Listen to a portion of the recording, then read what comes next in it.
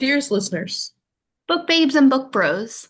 welcome to Book Babble. I'm Rachel, And I'm Tanya, and we're the Witlet Women, your hosts for today. and today we have an important guest star. Would you like to introduce yourself? Hi, yes, I'm Leena Kazak. Thank you guys so much for having me. We are so excited to have you on today, Lena. Are you ready to babble? So ready. Awesome. Well, I am going to put 5 minutes on the clock. Well, it's loading. Um, sometimes it just takes a minute. All right, 5 minutes are going now. All right. So the first question I almost always ask is what inspired you to write your stories? I have always been writing since I was a kid. I want to say my first short story was written when I was 10, and it was about a gorilla that didn't know what avocados were. And it goes on, Maxine, goes on her journey to discover what avocados are. And her friends, some friends say it's green, and another friend says they're brown, and some friends say they're hard, and some friends say they're soft. And she goes home all confused and sad, and her friends come to cheer her up. And they're like, Maxine, you live in an avocado tree. So that That's was my first one. Um, so The Moon's Daughter is a debut, which I released in December 2024. Oh my God, seems so long ago. I actually wrote the first three chapters maybe 9 years ago. And it was after I was ghosted by a guy I was really into. And so I took it really hard. And if you've read The Moon's Daughter, or if you're planning to read The Moon's Daughter, you'll know exactly what inspired it. wow, that's amazing. First question, really quickly, is your book about the avocado, is that still, or your story, is that available? I would love to read it. Sounds No. so fun. Someone, I actually never, I don't know where my little handwritten in my scrawl story is, but someone told me I should like make a children's book out of it. Yes, that's what I was thinking exactly. Okay, so my real question is, you have built up kind of like almost like a cult following since publishing The Moon's Daughter. What is that like? It's just kind of surreal. It's just so surreal that so many people have related to it. Eldest daughters, also anyone, a lot of people. I think definitely, I think I pulled in a lot of eldest daughters. I'm an eldest daughter, and so that's kind of where a lot of Lena, the main character's trauma, comes from. So it's crazy just to feel that so many people, eldest daughters and not eldest daughters, anyone in that kind of role where you have a lot of responsibilities on your shoulders and expectations have it's resonated with them. And so I'm glad to have found so many people of my people. Yes. What is your process for writing? So first, I let the story simmer in my mind for a long time, which involves a lot of just daydreaming and disassociating, and my husband calling my name like three times. Um, and then and while I'm doing this, I have a notes app on my phone where I'm just jotting down sometimes entire scenes, sometimes voice notes. And then when I have a good amount of the story kind of plotted out in my head, I outline it pretty extensively on my Kindle Scribe, almost chapter by chapter. And then I start writing. And sometimes, most of the time, the story changes slightly, but it kind of goes pretty fast at that point because it's already written in my head and in an unhinged notes app. I love that flow. That's amazing. Yeah.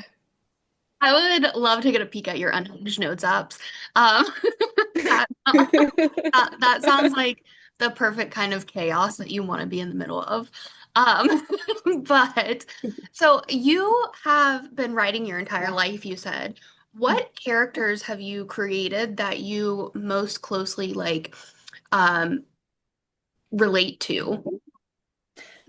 So definitely Lena, the FMC of my first book. And I found this a lot with authors that I talk to that our first books are most representative of ourselves, where we're kind of like writing to heal. We're putting like all of us into that first book. And I'm sure that's not always the case, but I found that to be kind of a common theme with a lot of authors I've talked to. And then I guess once you get all that those feelings out, you can write about other things. So definitely Lena, I would say I relate to the most. I'm looking at the 27 seconds left. I'm like, can I ask another question? Um, I don't know now. I'm scared. So why did you choose the publishing route that you've chosen? So the honest answer is that I'm super sensitive and I know how much honestly rejection is involved in the trad publishing route. So I actually never really went that way. I was like, I'm gonna get my feelings hurt a lot. And I think publishing is hard no matter which. I'm out of time. Oh my God. No, Stop. keep going. Keep going. Keep going. Keep going. I think publishing is hard no matter whatever route you chose. And I just think for myself and my mental health, I really enjoyed indie publishing. I love that. So we're going to continue that conversation, but I just need to point out that we did make it through your 5 minutes. So congratulations. Yay. You did great Yay! at this round of babbling. So we'll put this 5 minutes on our social channels like Instagram and TikTok, and then the full episode will go on Spotify and YouTube. So I would love to keep chatting about like the indie route that you decided to take. Like, did you look into traditional publishing? Did you like what are the key differences in the two of them? And were there any other factors that played into that aside from like sensitivity? Well, I wouldn't be the best person to talk about trad publishing since I actually never really pursued it seriously. From what I understand is you ideally you would send a query to different agents, which, they all have different requirements, and hopefully get someone to read the full manuscript. And I have friends who are trad publishing or trying to trad publish or in the process of it. And it's hard. It's hard because some people get 100 rejections before their first, even sign of interest. And you're the boss and you can do things on your own timeline. You have complete creative control over your work. No one is telling you need to make this change, that change. And so I think there's pros and cons to both sides. But indie publishing just felt right for me. I love that take on it actually, like the fact that you said that you're your own boss and you don't really have to answer to other people. So like it just allows a different kind of freedom that you don't get with trad publishing from what I've been able to understand. Mhm.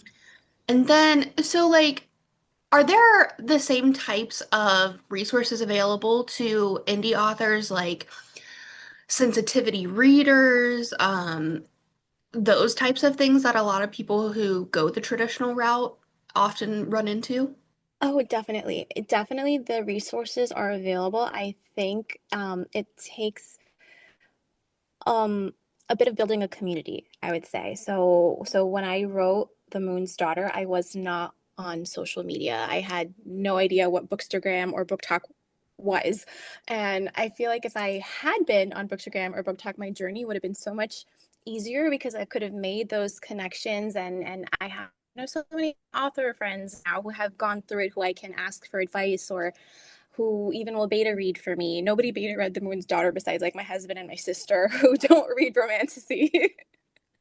So it was just the resources are definitely there. It might just take like a little bit of building a community, and then once you kind of have that with a street team and even author friends, it's so much easier to find people, and there's so many amazing readers that I've met who are willing to take first looks at something and give their honest feedback. So for sure. So you've talked about building a community. How did you go about that? Is that something that came naturally once you joined these social media platforms, or is that something that you really have to take time and cultivate? I think a little bit of both because I think indie authors we're just super. I mean, I'm a little bit biased, but we're really nice. We're very helpful, right? When we Yeah. understand how hard it is to kind of figure these things out by yourself, right? Like you don't have a publishing house telling you what you need to do at what time. You're kind of just figuring it out, and because of that, I think we're so willing to help newer authors. So like if someone, like, if someone comments on my post and it's an author, like I will 100% check out their profile and just even send them a message like, hey, like if you need help, if you have questions, just DM me. Like I'm happy to help, because authors have done that for me now that I know them. So I think you can make spontaneous connections that way, but then it also takes time to cultivate. Like there is a give and take, right? Like I would never like ask an author just to keep beta reading my work and then not offer to do the same, right? There has to be always a give and take. Yeah, I love that. Like, I personally am a big fan of indie publishing. I feel like not many indie authors get the recognition they deserve. So, like, you'll see on Rachel and I's account. Wow, that took a minute to get out. That we do a lot of indie work, well, work for indie authors where we're promoting their stuff. And then I also have Iris, and it is very true, what you said, that the indie author community, everyone that we've met, they're so kind and helpful.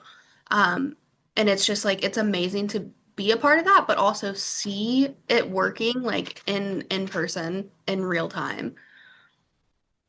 Yeah, I totally agree. I think everyone, I love that there's no sense of like gatekeeping, like no one is like there's room for all of our stories. Like if I succeed, I want my colleague to succeed. And if she succeeds, like I'm happy for her. And there's a reader for every book, and there's room for all of our stories. I firmly believe that.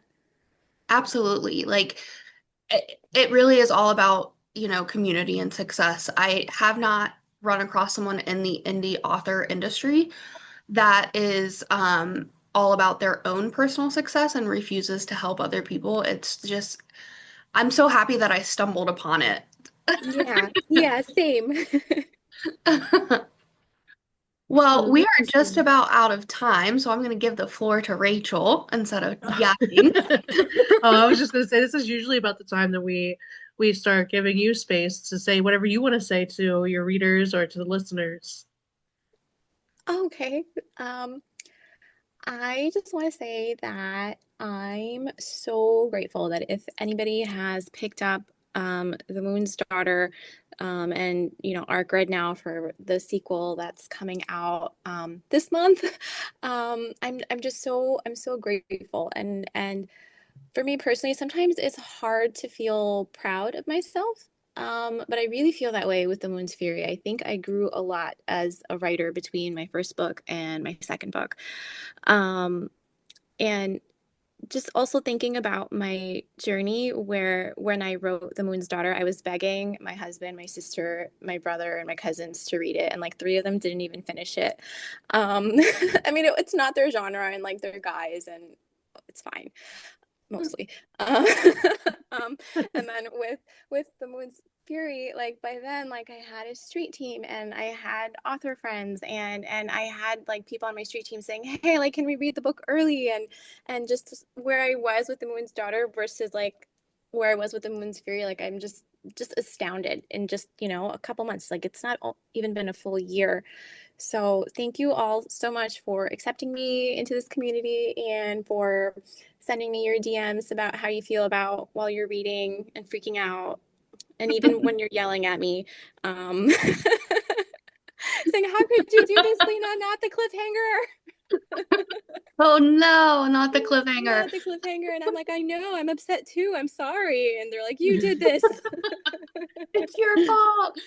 So I'm just so grateful. I'm so grateful for all the love and support, and just blown away. And I have a lot of exciting stuff coming up, and I can't wait to share that.